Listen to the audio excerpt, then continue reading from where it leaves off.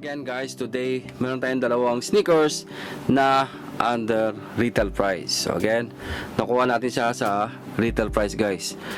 We have two boxes here. One is for Nike, actually it's Nike, hindi siya Jordan, may box. Isang Nike at saka isang Adidas guys. So we have Nike and Adidas. All for retail, under retail price. So check natin guys. At yun, before start natin ng unboxing ng sneakers, shoutout ko lang si Sir Boris, yung nagbenta sa atin ito, si Sir Boris. Yun, shoutout Sir Boris Berlin. Ayan, Sir Boris, ito unboxing na natin yung dalawang sneakers na nakuha natin sa kanya. Kasi panalo yung price niya, talagang mas mababa pa sa retail price. So ayan, unboxing na natin. But again, before we start to unbox these two sneakers guys, if you're new to my channel, please don't forget to subscribe and hit the notification bell, so at least you'll be updated sa lahat ng mga sneakers na lalabas. Mayroon pa tayong 4 na sneakers na coming. So yun nga guys, so ito nga guys, unahin natin ang Adidas. Yes, actually meron akong gantong pair dati. Nabili ko siya sa halagang medyo mataas pa yung time na yun, retail price. So ito, pangalawang style ng sneakers na to guys, sa Adidas na ganito. Ito yun, diba? Pero meron siyang pagka hawik, pero may diferensya siya rito, iba. So ito nga siya guys, ang Adidas 8K 2020. Yan, ito siya.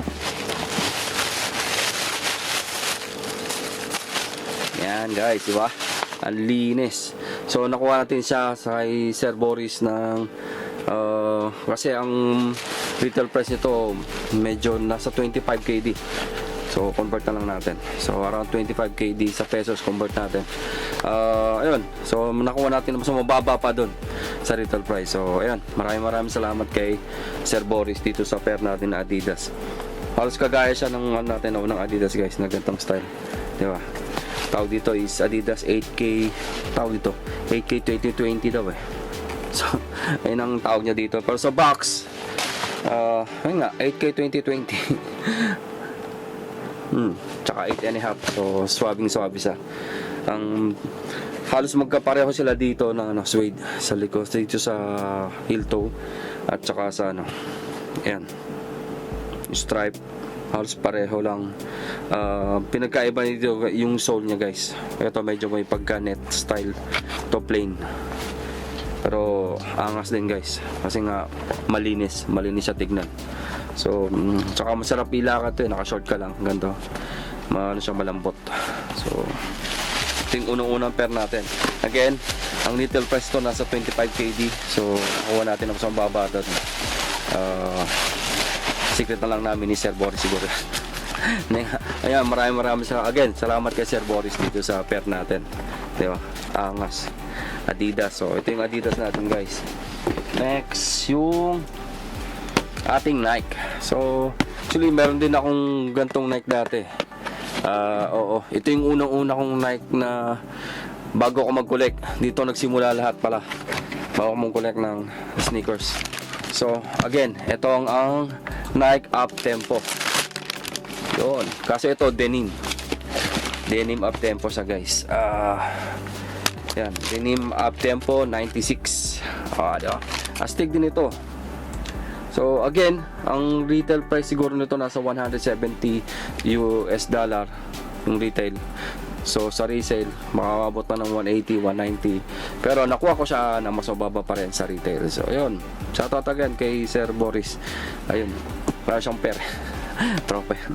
So medyo hindi din siguro niya na hindi niya magamit, kaya ayun, nilat ko niya na lang.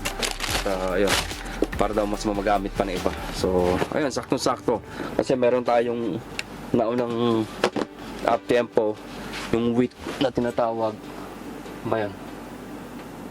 Wala pa.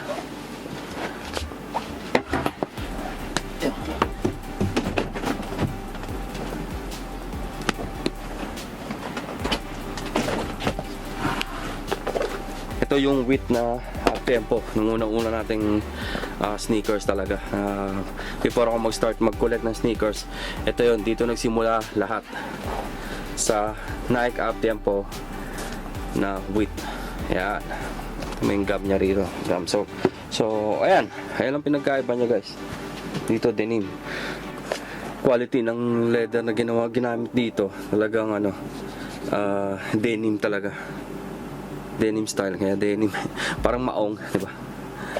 Pero ayos siya guys, maganda yung quality ng up tempo. Ito yung kay pinasikat nila to ni Pippen, di ba? Pag may ganito ka dati, naalala ko, ganda nito pang basketball. Solid to pang basketball talaga. Kaya kahit pan duty, din, masarap din sa kasi malambot siya. So ayan, again, maraming salamat kay Boris dito sa ating dalawang pera na nakuha sa masumbawa pa sa retail price. So again, shoutout Sir Boris Berlin sa ating pera. And again nga guys, so again, shoutout nga rin pala kala Manero at Jones. Yun, mga tropa ni Sir Boris. Yun, so shoutout sa inyo sir, kala Manero at Jones. So ayan, so again, hanggang dito lang tayo guys. Again, ayun, maraming salamat kay Sir Boris. Ayun, sa ating pair of sneakers today. Ang angas pops. So may pamalit na ako sa natin, di ba? Sarap ng i-duty. So ayun nga guys, hanggang dito lang. Again, please don't forget to subscribe kasi marami pa tayong sneakers na darating na i-unbox at i-review. So ayan guys, try nyo rin ng mga ganito guys. Hindi lang yung puro hype. Hindi mo kailangan minsan ng hype na sneakers. So, pero maangas yung dating at malambot na masarap isuot sa pa. So want to flex my team, which is a Team Positive Vlogger. Shout out to all the admin at members ng Team Positive. Siyempre, ang ating mga ka-MCC Angel. So, shout out sa inyo mga mama sir. So, hanggang dito lang tayo. Thank you and mabuhay.